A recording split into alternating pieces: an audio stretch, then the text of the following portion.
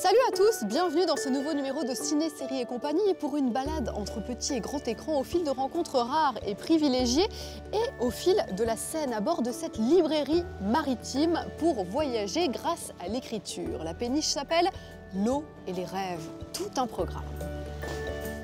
Rencontre tout d'abord avec Guillaume de Tonquédec. À 48 ans, il a décroché son premier grand rôle au cinéma. Il est dans la super interview. Nous nous laisserons envoûter par la voix rauque d'un chanteur-compositeur devenu en 2 ans une star internationale, Asaf Avidan. Amateur de cinéma et super fan de séries, il nous livre ses préférences à lui dans l'extra interview.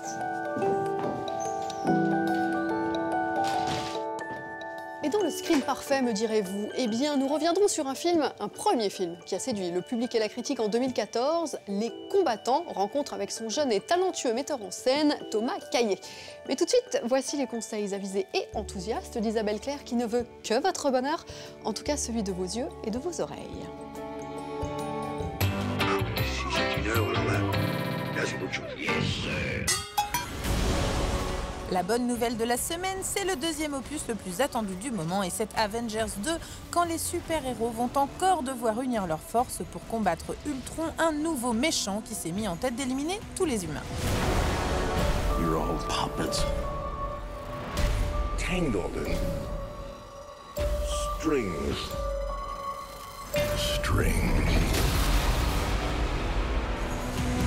Les fans de l'univers Marvel s'en lèchent les babines. Encore plus d'effets spéciaux que dans le très drôle Les Gardiens de la Galaxie. Et c'est Andy Serkis, le spécialiste de la motion capture, qui enfilera la chemise de Hulk aux côtés de Scarlett Johansson et Mark Ruffalo. La course contre le temps peut commencer.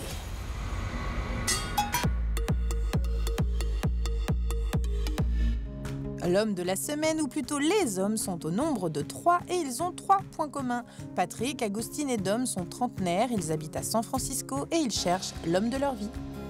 This is exactly what we need. Peace, tranquility, nature's majesty just all around us. Right? Cheers. Yeah, cheers.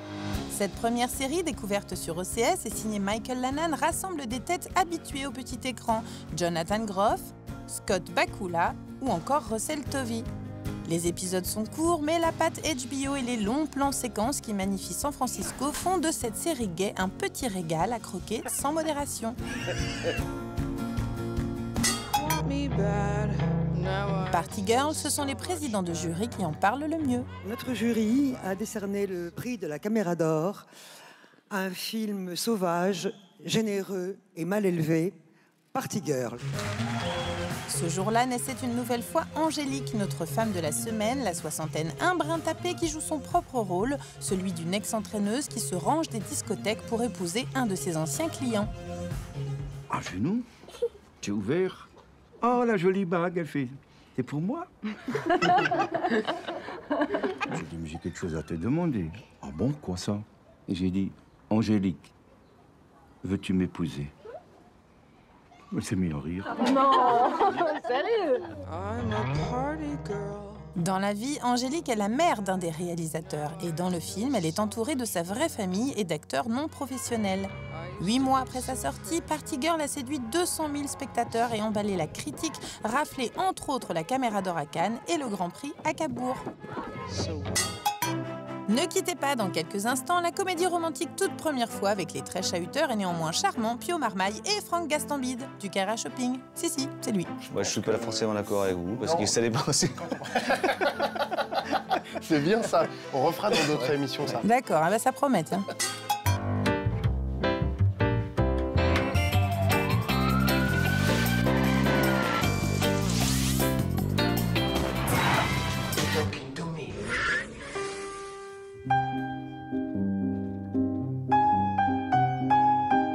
Aujourd'hui, j'ai rendez-vous au théâtre avec un comédien qui foule les planches depuis plus de 2 décennies, mais dont la notoriété à l'écran a explosé il y a seulement 5-6 ans. D'abord à la télévision avec la série Fais pas ci, fais pas ça, puis au cinéma après le succès du film Le Prénom qui lui a valu le César du meilleur second rôle.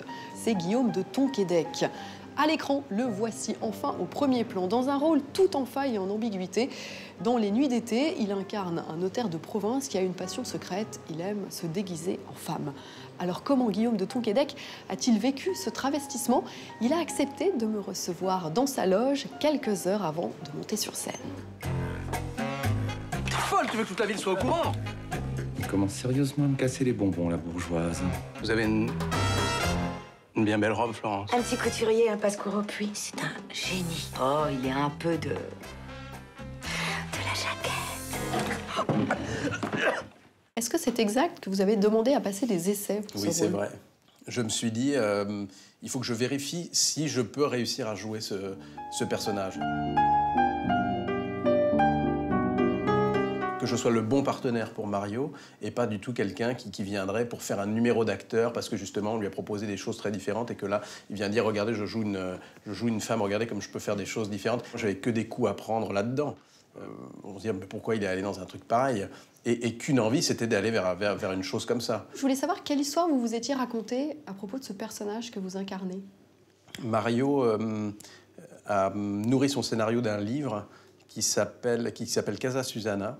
C'est quelqu'un aux États-Unis qui a trouvé un jour des cartons de photos dans un frigidaire, dans un marché aux puces, et c'était des photos d'hommes transformés en femmes, sans aucune explication. Et ces photos, on voit que ces hommes se transforment en femmes et se livrent à des activités de femmes. Ils font du jardinage, ils fêtent un anniversaire, ils préparent la cuisine, ils jouent aux cartes, ils font un Scrabble. Donc tous les soirs, j'ouvrais une photo, puis je la regardais pendant 5, 10 minutes, un quart d'heure, des fois 20 minutes. Et j'essayais de m'imaginer les mots qui pouvaient être échangés, les ambiances. Et c'est un livre très, très émouvant.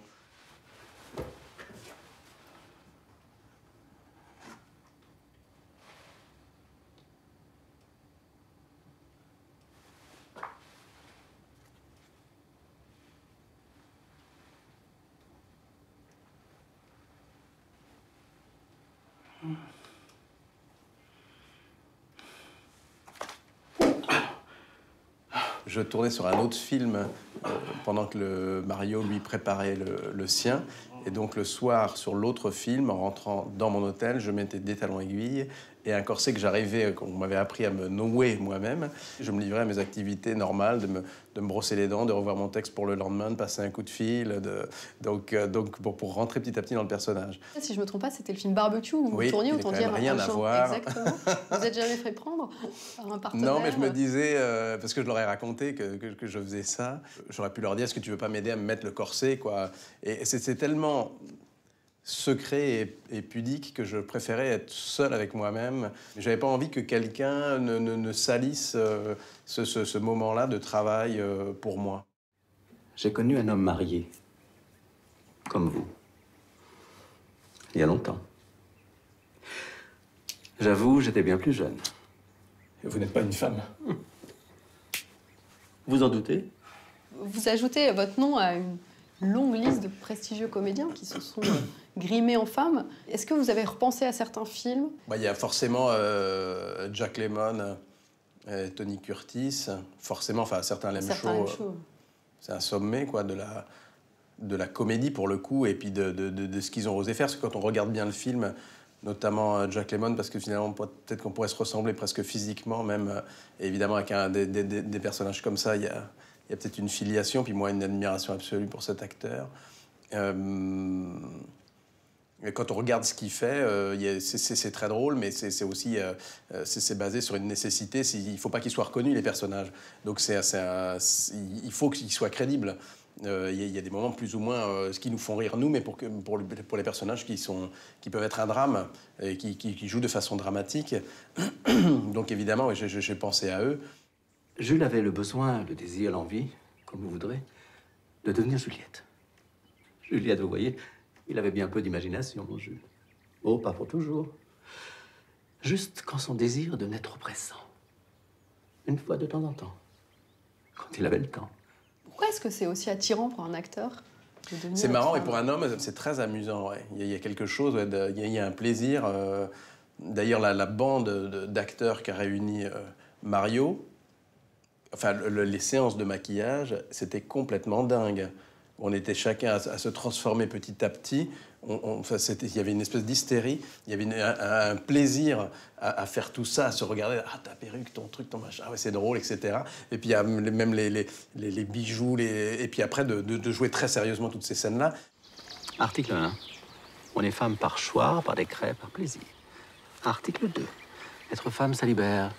que les activités futiles et rigolotes soient permises. Qu'est-ce que ce rôle a remué en vous? Fallait accepter d'être dans un état de fragilité absolue. Et donc, c'est se mettre aussi en danger soi-même, parce que derrière le comédien et le personnage, il y a aussi l'être humain qui doit faire croire à l'histoire. Autant la transformation en femme m'a beaucoup plu et ça a été assez immédiat. Alors, je pensais que ce serait plus difficile, mais ça a été assez facile, entre guillemets. Autant les scènes finales où le personnage doit affronter celle qu'il aime le plus au monde ont été les plus difficiles. Je t'aime, Mylène. Tu dois me croire. Et en même temps, je savais que si ces scènes-là étaient réussies, l'ensemble du film le serait. Et c'était difficile parce qu'il faut accepter là, pour le coup, que l'être humain paye un peu de sa personne pour faire croire au personnage. On aime bien, en tout cas moi, j'aime bien être en contrôler, puis il y a des choses qui échappent, et puis bon, très bien. Mais là, j'étais condamné à me laisser aller, quoi. C'est évidemment très intéressant pour tester, pour flirter avec ses limites et voir si on en a. Même s'il aborde avec délice de nouveaux territoires, Guillaume de Tonquédec ne compte renoncer ni à la comédie ni au drame. Il a ainsi refusé plusieurs rôles à l'écran pour poursuivre ses aventures du moment sur les planches. C'est beau un homme fidèle, non ?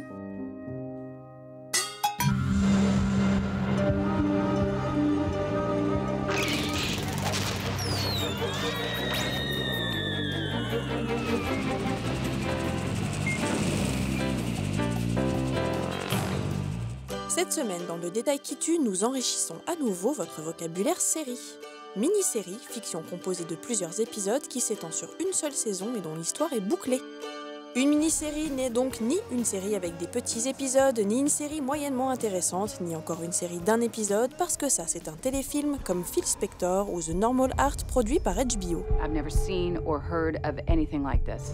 Parce qu'elle demande un engagement plus court que les séries conventionnelles en s'étalant sur quelques semaines seulement, les mini-séries sont l'occasion pour les acteurs de cinéma de s'essayer à l'exercice audiovisuel.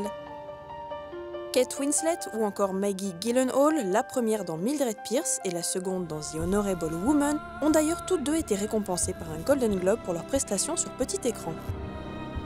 If it's the... We know your secret, and you will do anything we say. I want to meet him. The only person I think needs protecting is Nessa Stein. Who do you work for? Les géants Meryl Streep et Al Pacino étaient quant à eux déjà à l'affiche de Angels in America, diffusée sur HBO en 2003. La mini-série est un format fréquemment utilisé pour raconter l'histoire avec un grand H, puisqu'il s'agit de traiter une période donnée. Hetfield et McCoys, par exemple, prend place pendant la guerre de Sécession, tandis que Band of Brothers et The Pacific traitent de la Seconde Guerre mondiale.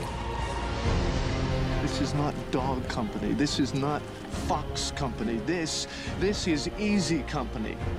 And under my command, this will be the first and finest company in this regiment. Mini-série ne veut pas dire mini-budget, au contraire. Leurs diffusions sont traitées comme des événements et leur production prise très au sérieux. Les 10 épisodes de The Pacific ont coûté 100 millions de dollars, tandis que The Bible, produite par History, a coûté plus de 20 millions pour 6 heures de programme. Bref, la mini-série, c'est le format idéal pour les impatients et ceux qui n'ont pas le temps.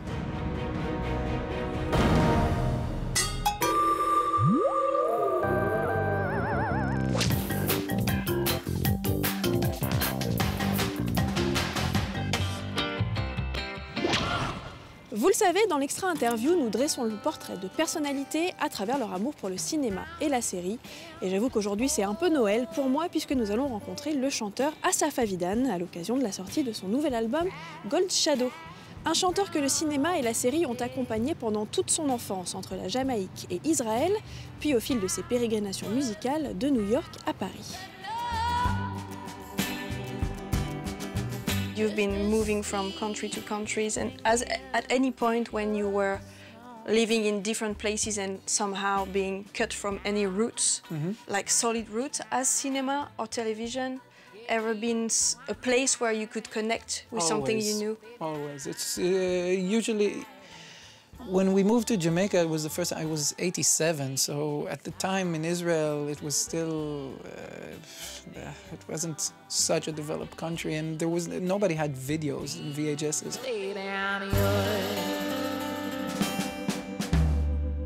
And when I went to Jamaica, we were diplomats for the first time, and we had money for we became like from kind of middle-low class to kind of a high-class family, and we got a VHS, which was, you know, for us, and a big TV or whatever was big at the time, and we had satellite, which had American television, and that's probably all I did for 4 years. And it might be a stretch to say it saved my life, but it used to be like there was anchors and there were movies and TV shows that you would watch, and you know there was, and it was at the time where it was still a partly social thing in the house, that people would go in the living room and watch TV together, you know, and the dad will say, "Hey kid, look at that, MacGyver," you know, and so it was. So yeah, it was a big part of life, I think, for every kid in the 80s. What was these movies? What were the movies you remember watching with your family? It would be either like funny movies, like what was, I don't know, Airplane and The Naked Gun, all these parodies or stuff. We saw a lot of Disney movies. That's when I fell in love with Disney. That's partly why later I became an animator, because I was so in love with that. The real old classics, Bambi and Dumbo, and my little brother was just born, so he was really into it, and all you know, the first Batman came out, and it was like this huge thing. Die Hard. I remember like little moments as a kid in Jamaica. We used to go to a drive-in. You know, there wasn't really good cinemas in Kingston where I lived, so there was these big, almost 60s drive-ins, and you would go and you'd put your radio to the station and see movies that way. But do you think that any of those movies or cartoons shaped the way you became a storyteller in a way? Have to. They have to. It's such a big part of life and who I am. And also, I mean, it's funny because I keep on like naming all kinds of things that touched me as a 9-year-old kid, but my parents were real film lovers, and there was everything from, you know, Hitchcock or whatever, Citizen Kane or The Bicycle Thief, or like kind of classics that you have to see if you like cinema, and I've been seeing those films ever since I was a kid as well, and I think that's, I don't know, storytelling and the way that we see it, you know, the modern Western way of storytelling is in there. Even if you take like a Disney movie, it's the classical thing. If you take Star Wars, it's a classical Greek-oriented storytelling mechanism, and I like that. How did you end up studying cinema in the first place? It's life led me to it. I came back from Jamaica as a young kid. I was about 11, and I came back to Israel, and the transition from school to school and country to country wasn't a very good one, and I became like a really hard teenager, and I kept on getting into fights and being expelled from school all the time. And at the age of 13 or 14, my mom really had to pull me out of that school, the public school, and try to find a place that I will maybe survive. And she found this art school. And the only way that you could get accepted there is if one of the different departments would take you. And I didn't really know. I wasn't a painter. I didn't really have any art skills. So I applied for cinema.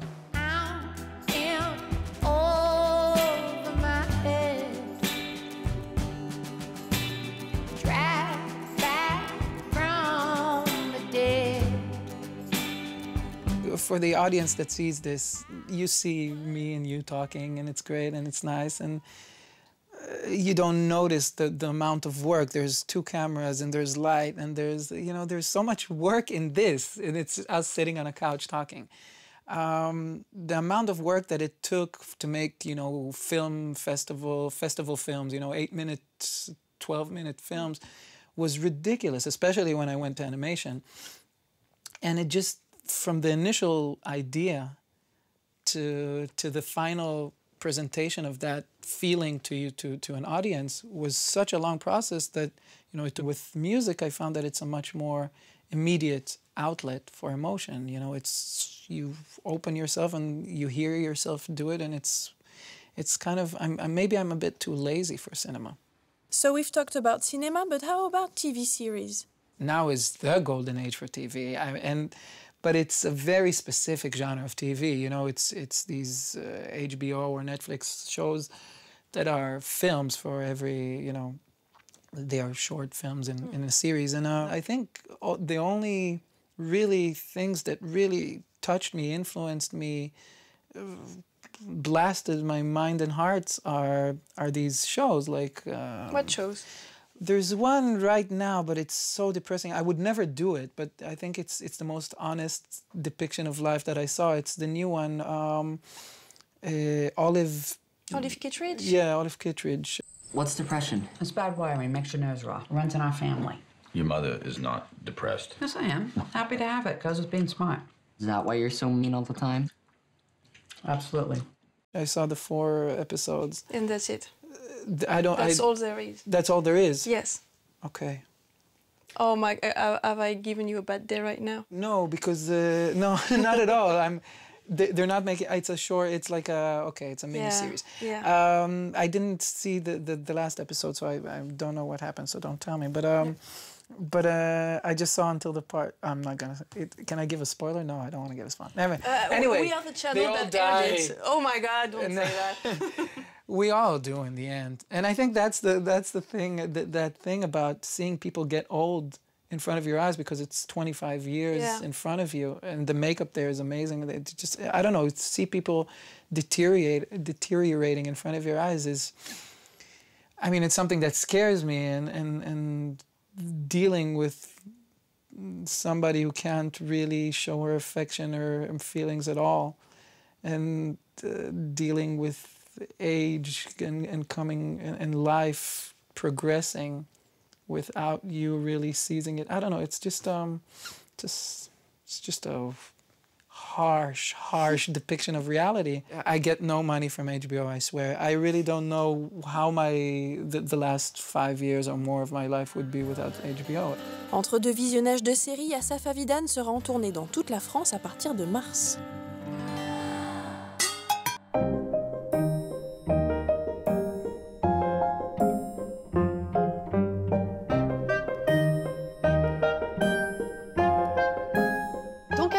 Vous retrouverez le screen parfait pour une leçon de mise en scène prodiguée par un jeune réalisateur dont le premier film a fait forte impression en 2014. Thomas Caillet nous parle des combattants. Mais tout de suite, voici la fin de la sélection hebdomadaire d'Isabelle Claire. Si c'est une heure, alors là c'est autre chose. Le coup de cœur de la semaine va droit à cette comédie bien écrite et dans l'air du temps, toute première fois, Grand Prix au Festival de l'Alpe d'Huez le week-end dernier. J'ai l'honneur et le bonheur de remettre le Grand Prix à toute première fois. Et aussi prix du meilleur acteur pour Pio Marmaille. Parce que quand elle me regarde avec ses yeux, il y a tout qui part en vrille. Mais je vais pas faire ça, Antoine. On a décidé de se marier. Ça remet en cause toute ma vie. Acteur au top, second rôle soigné, dialogue qui font mouche, ok. Mais quel est l'ingrédient clé qui fait une bonne comédie? Pio Marmaille et Franck Gastambide nous livrent leur recette. L'ingrédient principal, c'est quand même le scénario, et qu'on peut faire un mauvais film avec un bon scénario, mais on fera pas un bon film avec un mauvais scénario de départ. Je crois pas à ça. Mais c'est là où il y a un côté magique dans le cinéma, c'est que il n'existe pas le metteur en scène qui n'a fait que des bons films. Il n'existe pas. Non, mais il y en a qui ont fait des trucs pas mal. Ah oui, il y en a qui, étrangement, ont fait... Ah si, par exemple, Kubrick, il a fait... J'essaie de réfléchir ce qu'il a fait une merde. Non, il n'a pas fait de trucs très, très mauvais. Il a fait des choses un peu en dessous, mais il a quand même fait des choses relativement... Bon, il n'y a que lui, peut-être. Si, il y en a d'autres. Pasolini, c'était quand même... Mais c'était... Là, encore une fois, je t'ai coupé. Honte à moi. Ah ouais, mais c'est terminé. J'arrête de parler. Samedi soir, j'ai couché avec une femme. T'es con. Je plaisante pas, Charles.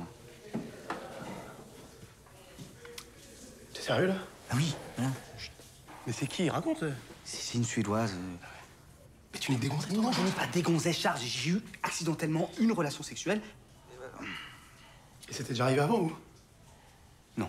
Écoute, la comédie française, elle est financée comme la moitié du cinéma français par la télévision. Et du coup, on est obligé d'être dans des codes un peu particuliers parce que ça veut dire que les vannes que t'écris doivent pouvoir passer à 20h30. Attends, comment tu dis? Katinka. Katinka, tu lui as dit quoi? De se trouver un prénom qui fasse moins pute.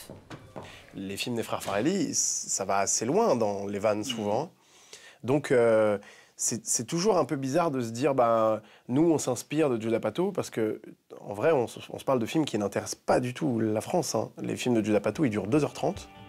Un bon scénar pas trop grossier donc, et comme chez Sautet, Chabrol ou Fellini, les moments forts se passent à table.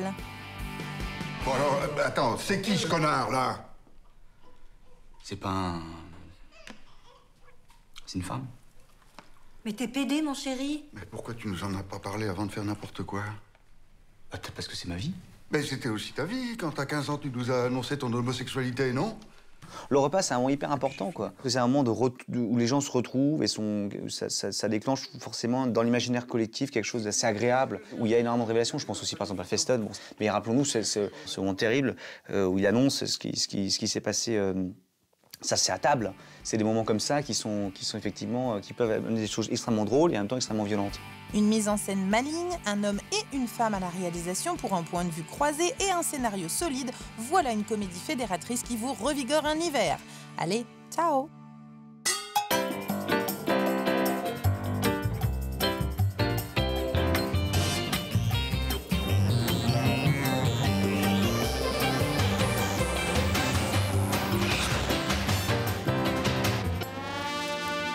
Quand on parle de la jeune garde du cinéma français et qu'on veut se tenir bien loin des élites culturelles parisiennes, on ne sait où regarder. En haut? En bas? Heureusement, il y a Thomas Caillet comme alternative très réjouissante. Nous avons donc proposé au jeune et très habile réalisateur du film Les Combattants de fouiller l'image de ce premier long métrage pour savoir de quoi elle était faite. D'ailleurs, Thomas, quand on passe à la réalisation de son premier long métrage, est-ce qu'on le fait en ayant en tête un metteur en scène comme source d'inspiration? Question. Je crois qu'on est le produit des films qu'on voit aussi, quoi. Et moi, je pense que je suis plus le produit de beaucoup de films que sous la tutelle d'un maître quelconque, quoi. Donc, mais à l'HB, oui, c'est important. Je parlais de Clint Eastwood tout à l'heure, les frères Cohen, Piala, Bruno Dumont, c'est important pour moi et pourtant ça n'a aucun rapport. Hein. Je crois qu'il y a un peu de tout ça dans Les Combattants. Né en 1980, Thomas Caillet, apprenti sorcier, découvre le cinéma quand il tombe dans le chaudron de Taram. Il grandit jusqu'à ses 10 ans à Clermont-Ferrand. Thomas n'est pas un fils du sérail. Papa est professeur de dessin industriel, maman, elle, est professeure d'espagnol qui se reconvertira en documentaliste. Thomas n'ayant pas reçu l'appel du dieu du 7e art, il rejoint Paris. Il suit des cours à Sciences Po et se retrouve absorbé dans le milieu de l'audiovisuel. Il travaille dans une société de production de documentaires pour la télé. C'est là qu'il commence à s'intéresser à la question de l'écriture. Il se présente au concours de la Fémis pour apprendre à écrire des scénarios. Il en sort diplômé en 2011 en ayant réalisé un court-métrage. Les Combattants est son premier film. Présenté à la quinzaine des réalisateurs à Cannes en 2014, il a obtenu le très sélect prix Louis Deluc du premier film, un heureux présage des faits du cinéma pour que, comme Taram, ce jeune valet devenu chevalier continue de nous enchanter de ces personnages qui cherchent à réinventer le monde. Comment vous avez appris avec le temps à présenter votre film? C'est une histoire d'amour entre d'une part une fille qui attend la fin du monde et d'autre part un garçon qui a envie de lui offrir le commencement d'un monde. Surprise. Bah, qu'est-ce que tu fais là? Bah, je viens faire le stage comme toi. Je suis le lieutenant Schliffer, bienvenue au premier RDP. Rusticité, mon cul, ouais. C'est les paras, ça? Tu manges pas ton flambé?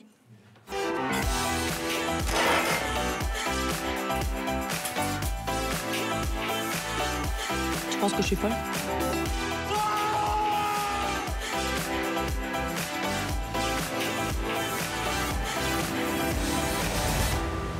C'est que c'est un film qui travaille une évolution. Les Combattants, c'est un voyage, quoi. C'est un voyage de deux personnages vers un horizon qui est inconnu, et c'est surtout un trajet vers l'autre, voilà, qu'on raconte. Il y a une distance qui est abyssale entre les personnages au début du film, et elle va se réduire, elle va se transformer, les rapports de pouvoir vont s'inverser pendant le film. Et ce qu'on a essayé de faire, en termes de travail purement formel autour de ce schéma, c'est d'appliquer quelque part cette question de la transformation, cette question de l'évolution. Donc il n'y a rien de figé, il n'y a rien de fixe. Par exemple, la question de la couleur, dans le film, c'est un élément qui est changeant. On démarre sur du bleu, on termine sur des notes plutôt rouges, et entre-temps on passe par du vert. Donc le jaune s'infiltre dans le film progressivement et réchauffe l'image. Sur la question des cadres, c'est la même chose. On a des cadres très fixes au début, un film qui est assez découpé. Et plus les personnages vont apprendre à se lier, à s'apprivoiser, à se rencontrer, plus la caméra va sortir du pied, devenir mobile, plus les plans vont être longs, vont être en séquence, plus les personnages vont être rassemblés dans le cadre, plus les horizons vont s'ouvrir derrière eux. Donc on a travaillé sur toutes les notions qui font le film, sur la musique de la même façon, pour qu'il y ait une évolution vers quelque chose d'organique, vers quelque chose de romantique, vers quelque chose de plus libre, de sorte qu'on raconte par la forme aussi l'émancipation dont il est question dans le récit. C'est ta meilleure feinte? Oh putain! Vas-y, t'es con, ça fait mal, arrête. En quoi, dans cet extrait, le choix de vos cadres donne des informations qui construisent le récit? Cette scène, elle est fondamentale, c'est la scène charnière du film en fait. C'est le moment pivot où le personnage va basculer. Son idée dans le film, c'est qu'il essaie de trouver une place dans le monde. C'est un personnage qui est en flottement, mais qui n'arrive pas à choisir sa vie. Et là, c'est l'endroit où il va la choisir. Et ça prend donc la forme d'un moment très éthéré, un moment de pause. On fait directement suite à une scène très bruyante qui se passe en discothèque, avec beaucoup de dialogue, avec de la comédie, avec du jeu, il danse, il décapsule des bières avec les danses, un moment qui est d'intensité. Et là, tout se relâche. Et en fait, au moment où on prend les deux personnages en train de marcher le long de ce lac à l'aube, c'est le moment de leur séparation. Elle va partir et lui il restera là. Donc on a deux plans qui sont montés en champ contre champ à 180 degrés. Un plan qui est un travelling avant sur les deux amis qui marchent et qui s'envoient des coups de branche dans la tête et qui vont aller se baigner. Et le contre-champ sur Arnaud et Madeleine qui les suivent et finalement qui vont se séparer. Et Madeleine va sortir du champ. Ça, tu viens pas? Non, je vais rentrer. Bah salut. Salut. À partir de là, tout se construit dans le hors-champ. C'est-à-dire qu'on entend en hors-champ ses amis qui font des blagues. Et dans l'autre hors-champ, à gauche, on va imaginer Madeleine qui est partie et vers laquelle il regarde. Et il est entre ces deux trucs-là. C'est-à-dire que sa tête pivote à gauche, vers Madeleine, à droite, vers ses deux amis qui l'appellent. Et il doit choisir si le statu quo, s'il reste dans son univers ou s'il la suit. Et donc c'est un moment où il se retrouve à nouveau dans ce flottement existentiel dans lequel il est depuis le départ du film. Et le jour commence à peine à se lever. Et qu'est-ce que dessine ce lever du jour? Voilà, c'est la question qu'on se pose. Est-ce que ça dessine un lendemain qui va être sous le signe de la continuité ou est-ce que ça va être une révolution? Et moi, ce que j'ai trouvé intéressant au niveau du cadrage à ce moment-là, c'est le moment où on suit Arnaud en travelling avant, derrière lui. On le suit en train de rentrer dans l'eau. En fait, on a cadré juste au-dessus de ses genoux. Et ça a l'air de rien, mais en fait, c'est à cause de ça, on ne voit pas l'impact de ses jambes dans l'eau. Et on ne voit pas le point de contact entre le personnage et le décor. Et ça donne une impression très bizarre, c'est que c'est comme s'il avançait tout en faisant du surplace, parce que les vagues vont dans l'autre sens, et ça donne une impression un peu dérangeante, un peu embarrassante à l'image, on a l'impression qu'il ne colle pas au décor. Et je trouve que c'est cette situation de malaise qu'il est en train lui-même de vivre.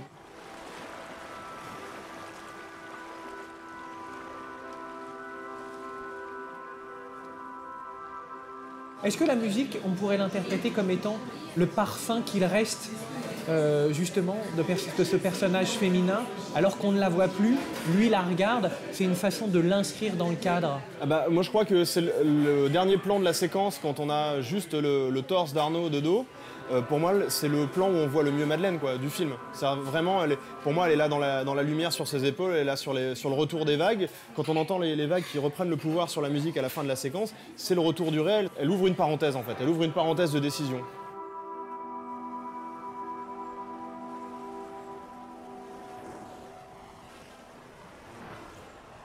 Par quoi vous débutez votre écriture? Est-ce que c'est par des personnages? Est-ce que c'est par une intrigue? Est-ce que c'est par un décor? Alors, en l'occurrence, c'est par un décor. J'ai commencé par revenir sur des lieux de mon adolescence et de mon enfance qui m'avaient marqué, qui étaient ces grands territoires immenses et plats des Landes de Gascogne. Et il y avait ces grands lacs comme ça, qui sont tout figés, qui sont tout immobiles comme des flaques d'huile, des espèces de miroirs, et des forêts immenses avec très peu de densité de population. Et c'est des décors, j'avais l'impression qu'ils n'avaient pas bougé depuis des millénaires et qui seraient encore les mêmes dans des centaines d'années. Ce qui est complètement faux parce que c'est des paysages très fragiles qui sont régulièrement chahutés, bouleversés par des incendies, par des tempêtes. Et ça, j'en avais aussi le souvenir. Et c'est parti de là, en fait. Je me suis dit que finalement, cette coexistence de l'immuable et de la catastrophe, ça pouvait être aussi la rencontre de deux personnages. D'un côté, Arnaud, qui est un personnage qui est très terrien, qui a ses racines dans ce sol-là, et Madeleine, qui serait un incendie, qui vient foutre le feu à cet univers-là, qui vient à la fois ravager, mais aussi poser des questions et aussi apporter de la couleur dans un univers auquel il en manquait peut-être. Qu'est-ce qui est fou avec mes tuiles, celle-là? C'est bizarre comment tu nages. C'est rien de bizarre, c'est une nage de combat. Une quoi? Une nage de combat, laisse tomber. Putain, si c'est ça les meufs cet été, merci et vive la France. Hein. Dernière question, Thomas. C'est un rituel dans cette émission. Pourquoi filmez-vous? Faire un film, c'est se battre pour qu'il y ait un moment une vision d'un monde qui soit imprimé sur une pellicule ou sur une carte SD maintenant. Et si on le fait pas, ça restera des images dont on peut jamais parler. En plus, je suis nul en dessin, je pourrais pas les raconter autrement. Je suis pas peintre non plus. Il y a un ensemble d'expériences qu'on vit dans une image de cinéma qui est impossible à retranscrire autrement. On fait quoi? On reste à l'affût. Sur nos gardes. Ciné, série et compagnie, c'est tout pour aujourd'hui. Mais cette émission, au fond, c'est comme un bon film, comme une bonne série. Ça se voit, ça se revoit, ça se redécouvre sur OCS Go, Dailymotion ou encore YouTube. Moi, je dis, ça donne envie de profiter de la vie, ça donne envie de profiter de la vie.